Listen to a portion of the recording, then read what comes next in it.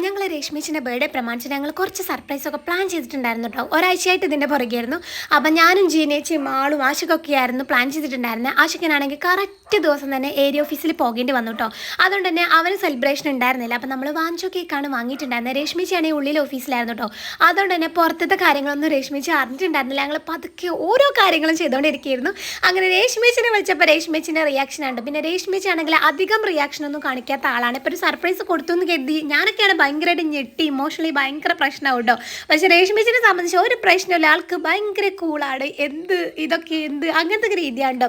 പക്ഷേ രശ്മിച്ചിക്ക് ഭയങ്കര സന്തോഷമായിട്ടുണ്ടായിരുന്നു, ഭയങ്കര ഷോക്കായിട്ടുണ്ടായിരുന്നു. രശ്മിച്ചി ഒരിക്കലും എക്സ്പെക്ട് ചെയ്തിട്ടുണ്ടായിരുന്നില്ല നമ്മളിങ്ങനെ പ്ലാനൊക്കെ ചെയ്ത് ഇത്രയും സർപ്രൈസൊക്കെ രശ്മിച്ചി കൊടുക്കും എന്നുള്ളത്. പിന്നെ രശ്മിച്ചി കുറേ നമ്മളോട് സംസാരിക്കുകയൊക്കെ ചെയ്തിട്ടുണ്ടായിരുന്നു കേട്ടോ. ആൾക്ക് എന്തായാലും ഹാപ്പിയായി, ഞങ്ങളും ഹാപ്പിയായി രശ്മിച്ചിൻ്റെ അതൊക്കെ കണ്ടപ്പോൾ. അങ്ങനെ കേക്കൊക്കെ കട്ട് ചെയ്ത് നമ്മൾ സെലിബ്രേറ്റ് ഒക്കെ ചെയ്തു. അപ്പോൾ ഇത്രയുള്ളൂ. ഇഷ്ടപ്പെട്ട ചാനൽ സബ്സ്ക്രൈബ് ചെയ്യാൻ മറക്കരുതേ. ടാറ്റാ.